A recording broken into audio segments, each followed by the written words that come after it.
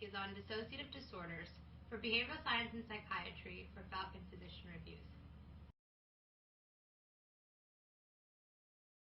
Dissociation involves the fragmentation of aspects of consciousness.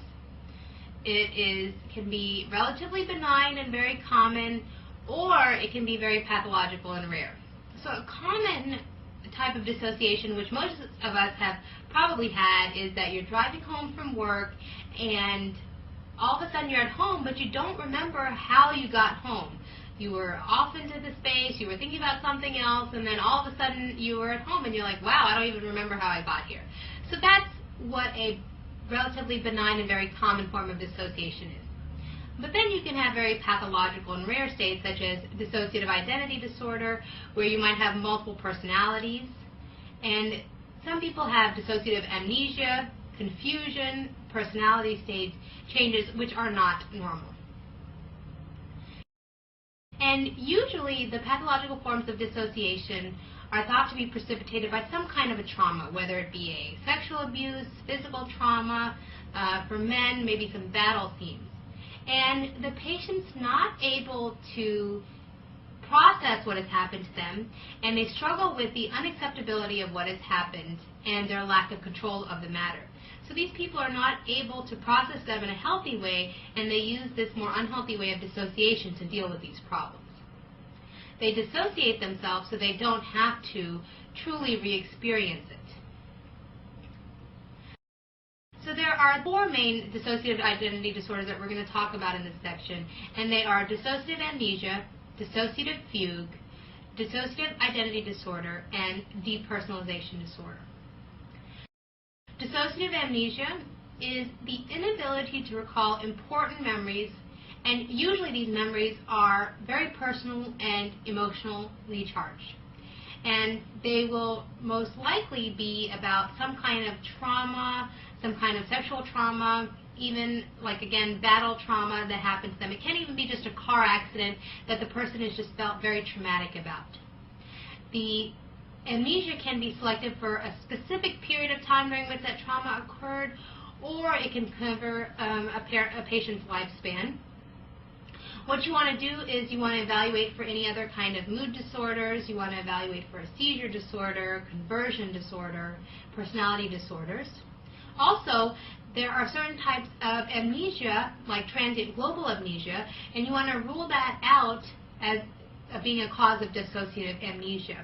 Whereas in transient global amnesia, a patient will know some basic things, like they'll know their name, they'll know their phone numbers, and they won't last for long periods of time. Usually kind of resolves within 24 hours.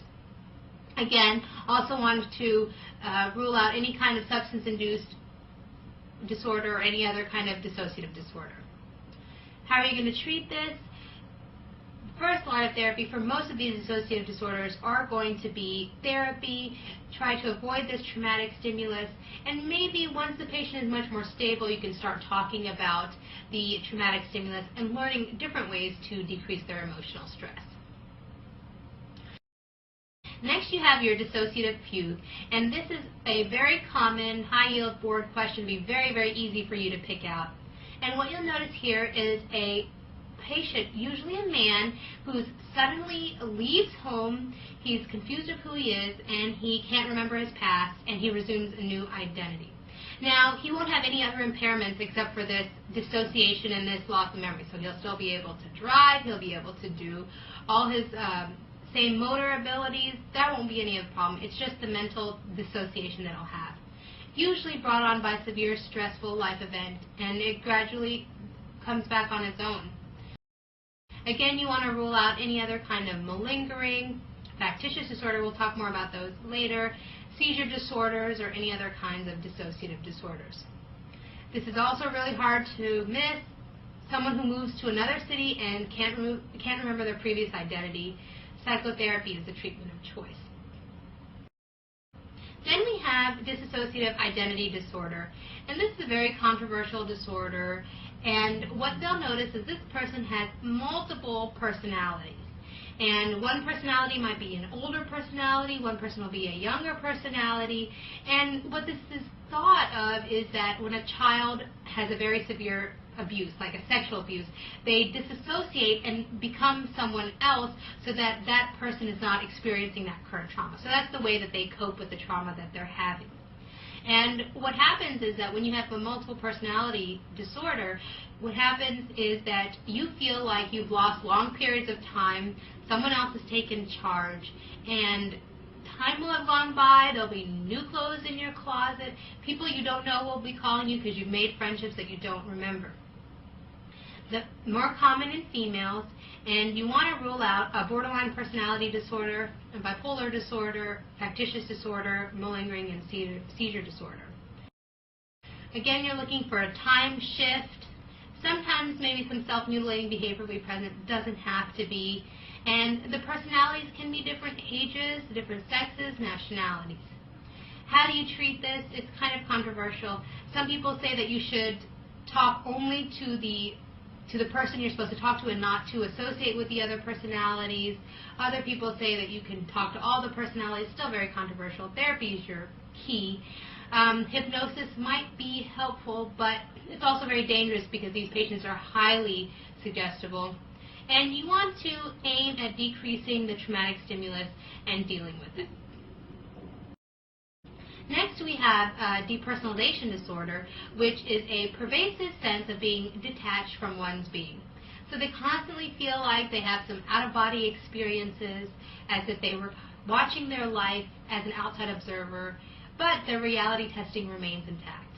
And the patients who have depersonalization disorder do not like it. They don't like this feeling of being detached from one's being. You want to rule out them taking any kind of substances. Are they taking any ecstasy or PCP, hallucinogens that are making them feel this way? Are they having a panic attack? Because remember, in panic attack, you can also have some depersonalization, derealization. Are there any other dissociative disorders? Post-traumatic stress disorder and seizure disorder. Watch for an adolescent or young adult who reports these episodic experiences. And again, all these depersonalization dissociation disorders will usually occur following some kind of stressful event. And the management for all of them, just as we've been discussing, is psychotherapy.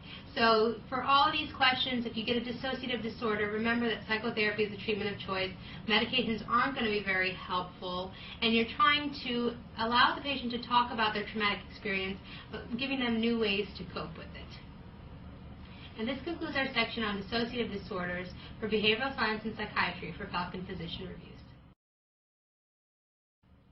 And this concludes our section on dissociative disorders for behavioral science and psychiatry.